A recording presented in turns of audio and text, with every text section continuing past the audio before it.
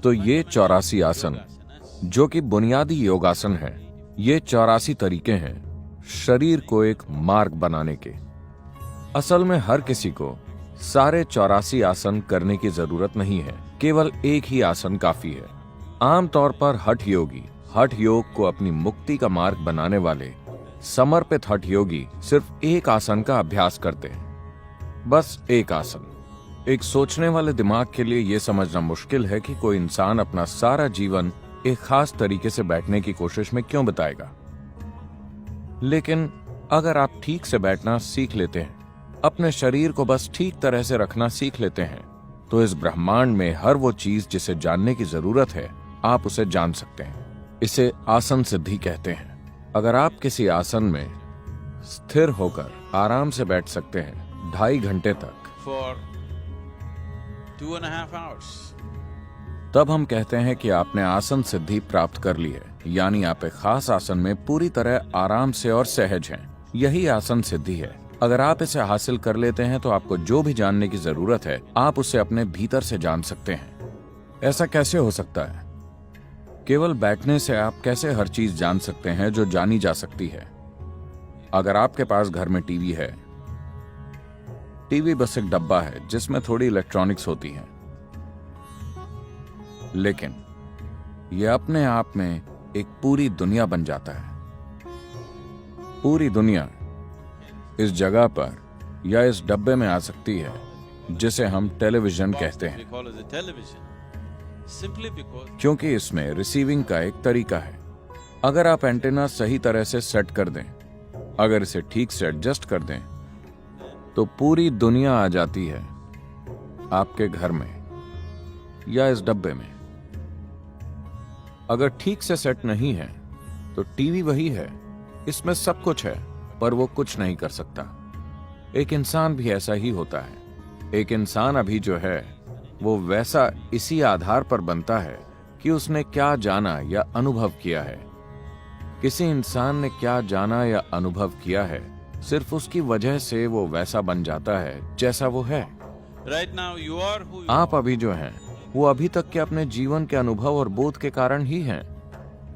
आगे भी आप उसी के मुताबिक बनेंगे जो आप भविष्य में अनुभव करेंगे। आप जो भी जानते या अनुभव करते हैं, वही आपको वैसा बनाता है जैसे आप आज हैं। तो योग की पूरी प्रणाली सिर्फ अनुभव या बोध को बढ़ाने में दिलचस्पी रखती है। तो अगर आप सही तरीके से आसन में बैठते हैं, अगर आपका अलाइनमेंट सही है और अगर ये किसी तरीके से ब्रह्मांडी ज्यामिति से मिलता है, 84 अलाइनमेंट्स हैं। अगर कोई व्यक्ति इन 84 आसनों का अभ्यास करता है या सिर्फ एक आसन में महारत हासिल कर लेता है और उसके माध्यम से बाकी 83 तक पहुंचता है, then तब वो अब तक सृष्टि में हुई हर चीज को जान सकता है, क्योंकि उस सब की याददाश्त आपके शरीर के भीतर मौजूद है। हम कह सकते हैं कि एक कोड के रूप में इसे जगाया और सक्रिय किया जा सकता है। अगर ये आपसे बाहर के दूसरे आयाम को स्पर्श करती है तो आसन शक्तिशाली साधन है। योग आसन जुड़ने के शक्तिशाली साधन है। मैं नहीं चाहता कि आप योग के अर्थ को भूलें। योग का मतलब है जुड़ना। जुड़ने का मतलब है कि दो एक हो गए हैं। दो का मतलब इस अस्तित्व में सिर्फ दो ही चीजें हैं, आप और बाकी का अस्तित्व। बाकी की चीजों को आप पहचान सकते हैं ये, वो या वो के रूप में, लेकिन असल में सिर्फ दो ही हैं, आप और बाकी का अस्तित्व। क्योंकि आपके भीतर अनुभव के सिर्फ दो ही आयाम हैं। आप नहीं जानते कि इस ब्रह्मांड में ऊपर और नीचे क्या है। आप नहीं जानते कि आगे और पीछे क्या है। आप कुछ नहीं जानते। ये सब हमने अपनी सुविधा के लिए बना लिया है।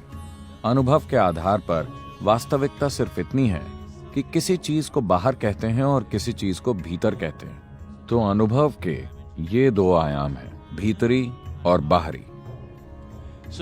तो योग का मतलब है इन दोनों को मिलाकर एक कर देना, बाहरी और भीतरी, आप और बाकी सब, आप और कोई और।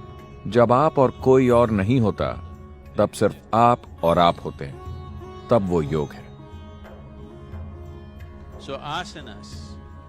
तो आसन इस तक पहुंचने का शारीरिक जरिया है। ये एक शारीरिक साधन है इस परम एक रूपता तक पहुंचने के लिए, क्योंकि शरीर के साथ काम करना सबसे आसान होता है। अगर आप अपने मन के साथ कुछ करने की कोशिश करते हैं तो ये कई तरीके से चालें खेलेगा। At least with the body. कम से कम शरीर के साथ आप इतना तो जानते हैं कि ये ठीक कर रहा है या ठीक नहीं कर रहा है, ये सहयोग कर रहा है या सहयोग नहीं कर रहा है। जबकि अगर मन पर बहुत ज्यादा दबाव डालते हैं तो ये आपके साथ हर तरह की चालें चलेगा। ये आपको हर तरह की चीजों पर यकीन दिला देगा और अगले ही दिन आपको धोखा दे देगा। लेकिन शरीर वैसा नहीं होता। आप इस पर यकीन कर सकते हैं। अगर आप इसके साथ समझदारी से काम करते हैं तो योगासन निश्चित रूप से परम एक रूपता की संभावना की ओर ले जाएंगे।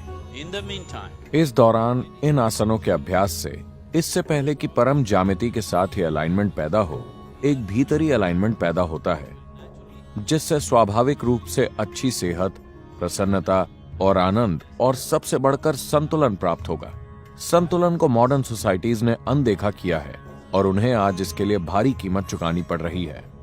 आप चाहे जितने भी होशियार हों, आप चाहे जितने भी काबिल हों या पढ़े लिखे या योग्य हों, अगर आपके पास जरूरी संतुलन नहीं है तो आप सफल नहीं होंगे, अपने जीवन में बहुत आगे तक नहीं जाएंगे। so the most तो सफलता चाहने वाले लोगों के लिए सबसे महत्वपूर्ण चीज, चाहे वो कॉरपोरेट सेक्टर में काम कर रहे हों या वो राजनीति, सेना या किसी भी क्षेत्र से जुड़े हों, सबसे महत्वपूर्ण चीज है संतुलन। only if you have a balance. अगर आपके पास ऐसा संतुलन है जो बाहरी हालातों से नहीं बिगड़ता, सिर्फ तभी आप अपने भीतर की काबिलियत और बुद्धिमत्ता का इस्तेमाल कर पाएंगे। वरना आपके ज्यादातर शानदार गुण संतुलन की कमी की वजह से बेकार हो जाएंगे। और हठ योग का मतलब है संतुलन। Means balance.